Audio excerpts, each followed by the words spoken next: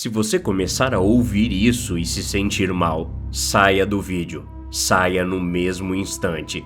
Sério, se você sentir o menor sinal de enjoo, sonolência, desmaio ou problemas de visão e audição, é de vital importância que você pare. Eu sou um cirurgião. Bem, eu era um cirurgião. Muito bom, por sinal. Posso não ter sido o melhor pai, marido ou mesmo amigo, mas enquanto realizava uma operação, eu era o mestre. Nunca pensei sobre o paciente em si, sua vida, trabalho e família. Então, pude manter uma distância profissional, mas isso fazia parte da minha força. Muita empatia leva ao pânico quando algo dá errado durante uma operação, e isso turva seu cérebro. Você tem que ser frio. Isso não quer dizer que as coisas sempre deram certo, é claro. Dizem que os médicos enterram seus erros no fundo da mente. Enterrei alguns no ano em que me divorciei. Não cometi tantos erros médicos a ponto de levar qualquer ação disciplinar. Eu era muito bom em encobrir meus rastros, mas eram erros suficientes para fazer algumas pessoas desconfiarem.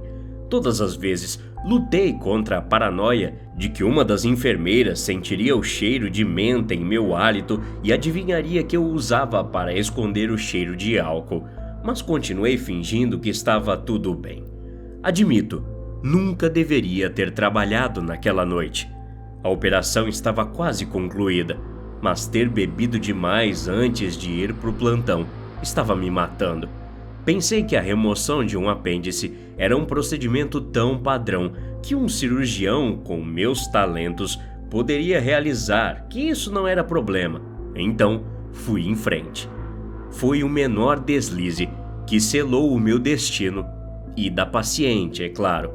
Os corpos humanos são coisas tão frágeis.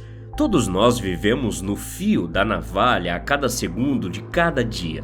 Lutei para salvar a mulher por mais de 1 hora, mas foi inútil. Ela morreu de perda de sangue. "Acho melhor você mesmo informar a família", disse uma das enfermeiras para mim. A maior parte do rosto da enfermeira estava coberto pela máscara cirúrgica, mas a maneira como ela olhou para mim foi brutal. Seus olhos pareciam acusadores. O pânico começou a crescer dentro de mim. Enquanto caminhava para a sala principal, tudo em que conseguia pensar era na tragédia de minha brilhante carreira ter terminado dessa maneira. Tanta promessa, tanto talento, e tudo isso seria tirado de mim. Os olhos frios e escuros do marido da mulher fixaram-se em mim quando entrei na sala. Ele já sabia, é claro. Ele sabia o que eu iria dizer. Isso tornou mais fácil para mim dar a notícia, suponho. Mas ele não entrou em pânico, nem ficou histérico. Aqueles olhos apenas me observaram, calculando, olhando para dentro da minha alma. Senhor, sinto muito ter que lhe contar isso." Comecei meu discurso para parentes enlutados. Eu era bom nisso. Talvez eu devesse ter sido ator. Isso teria deixado menos dinheiro para minha esposa me cobrar no divórcio. E eu quero garantir, senhor, que fizemos tudo o que podíamos. Sinto muito pela sua perda." Falei continuando. "Você está bêbado, Edward." O homem respondeu com uma voz profunda e sem emoção. Eu não esperava isso. Eu ainda podia sentir o cheiro de menta em meu hálito. Desculpa, o que você disse?" Perguntei fingindo. "Você está bêbado. Não tente negar. Você assassinou minha esposa." Ele disse. Olhei para a porta. Pude ver algumas enfermeiras do lado de fora, mas ninguém olhando para dentro. Se ele ficasse violento, eu teria que gritar por socorro. Como eu disse, senhor, sinto muito por sua perda." Repeti, tentando parecer humilde, e depois falei. "Mas essas suas acusações são muito sérias e infundadas, não é verdade?" "Olhe para você. Você é patético. Ao menos percebe que está bêbado?" O homem disse, caminhando até mim. Ficamos apenas 1 metro de distância, seu olhar fixo no meu implacavelmente. O que estava acontecendo com esse cara? Eu esperava lágrimas habituais, talvez gritos incoerentes, mas isso era uma loucura. Você pagará por suas ações, Edward. Eu te vejo. Vejo todas as suas falhas e fingimentos patéticos, seu perdedor. Dentro de 2 dias, você desejará que fosse você morto naquele necrotério, em vez da minha esposa. Ele disse cuspindo na minha cara. Tropecei para trás em uma cadeira. Me levantei e corri para fora do hospital. Se esse homem fosse começar a lançar acusações, eu precisava ficar sóbrio. Com medo, decidi que ficar ausente por 1 ou 2 dias seria a melhor opção. Sem aparecer no hospital. Eles poderiam suspeitar que eu estava bêbado, mas não poderiam provar isso sem um exame de sangue ou de bafômetro. Essa seria minha única esperança no inquérito. Eu poderia dizer que fiquei tão horrorizado com a morte inesperada e a agressão do homem que adoeci. Isso certamente me salvaria. Naquela noite, não voltei diretamente para casa. Em vez disso, fui ao apartamento de Sarah. Eu estava tendo um caso com ela há anos. Ela era boa comigo, sempre soube que era uma diversão casual e nunca me pressionou para me comprometer. É por isso que ficamos juntos por tanto tempo, suponho. Os advogados de divórcio da minha esposa nunca conseguiram provar que ela existia. Se ela tivesse sido encontrada, eu teria ficado ainda mais pobre, sem dúvida. Como sempre, Sarah não fez perguntas quando aparecia em sua porta no meio da noite, tremendo. Eu disse a ela que houve um problema no hospital e que precisava ficar quieto por um tempo. Ela sorriu. Sem problemas. Entre. Boa e velha Sarah, leal até o fim. Chorei muito naquela noite. Minha carreira era tudo o que me restava e agora estava por um fio. Meu plano era ficar sóbrio, mas Sarah e eu tomamos algumas bebidas. Eu nunca precisei tanto de bebida. Sarah estava, como sempre, muito interessada em me consolar e eu provavelmente teria tido sorte naquela noite, apesar do meu estado de embriaguez e terror. Mas em vez disso, desabei no sofá dela. Na manhã seguinte, acordei e ela tinha jogado um edredom em cima de mim. Tão doce, doce e solidária Sarah.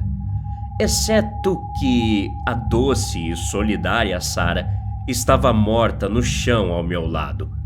Eu gritei e pulei de pé. Ela estava deitada de costas, com uma expressão de perplexidade gravada em seu rosto, de olhos abertos, olhando fixamente para o teto. Cadáveres geralmente não me incomodavam, pelo tanto que via em minha carreira. Mas a pobre e velha Sarah, ela parecia tão pálida. Peguei meu celular para chamar a ambulância, mas hesitei. Tirando a turbulência no hospital, o divórcio ainda não estava 100% definitivo. Uma revelação, como o meu caso com a Sarah, poderia mudar as coisas de uma forma que realmente mexeria com a minha posição. Por fim, chamei uma ambulância do telefone fixo dela, disfarçando minha voz, e fugi. Eu não queria que alguém que significava tanto para mim ficasse deitada no chão da sala por dias. Mantive minha cabeça baixa enquanto corria pelas ruas, planejando meu próximo movimento. Ir para casa era arriscado, mas eu precisava do meu carro. Precisava sair da cidade. O álcool ainda corria em minhas veias e eu estava com tantos problemas no trabalho que mais alguns dias não fariam diferença. Felizmente, não parecia haver ninguém por perto. Se a polícia tivesse vindo, não parecia estar monitorando minha casa. Liguei o motor do meu Jaguar e desci a rua. Infelizmente, não cheguei muito longe. O motor do meu carro, geralmente confiável, começou a engasgar e a desacelerar. Parece loucura, mas senti uma espécie de força saindo das minhas mãos, descendo pelos meus braços até o carro, envenenando-o, matando. Vamos, eu disse, amaldiçoando minha sorte mais uma vez. O que eu fiz para merecer isso? O carro engasgou mais algumas ruas e parou completamente. Horrorizado, o abandonei no meio da rua e continuei de a pé. Correndo pela rua, senti a mesma sensação estranha de alguma força negativa se espalhando pelo meu corpo. As árvores que margeavam a estrada suburbana estavam murchando quando passei por elas, suas folhas caindo, apesar da estação não ser outono. suas cascas ficando instantaneamente duras e parecendo deterioradas. Um pássaro caiu do céu e quase me bateu na cabeça. Chegando finalmente aos limites da cidade, comecei a estender a mão, meu polegar levantado, para pedir carona. Apesar dessas últimas merdas que tinham acontecido, eu ainda era uma figura inteligente e esperava que minha aparência limpa pudesse persuadir alguém a parar. Eu poderia inventar alguma bobagem sobre estar perdido ou com problemas no carro, nenhuma das quais eram mentiras de verdade. O primeiro casal passou por mim sem parar. Na terceira tentativa, vi o olhar do motorista, um adolescente que provavelmente havia passado no teste de direção recentemente. Dei-lhe meu sorriso mais caloroso e tranquilizador. Ele me olhou e sinalizou para encostar. Eu não tinha notado os enormes buracos à minha frente. As chances eram de 1 em 1 milhão, mas ele acertou no ângulo errado e seu carro desviou loucamente, tendo o azar de bater em uma das árvores ao longo da estrada. O motor pegou fogo instantaneamente, a árvore ficou enfraquecida e um enorme galho caiu sobre o carro, esmagando a área onde o motorista estava sentado. As pessoas começaram a sair das casas vizinhas para a estrada, atraídas pelo barulho do acidente. Em meio a toda a comoção, consegui escapar bastante despercebido, eu acho. Corri para o campo e continuei correndo. Árvores, arbustos e animais caíram mortos quando passei.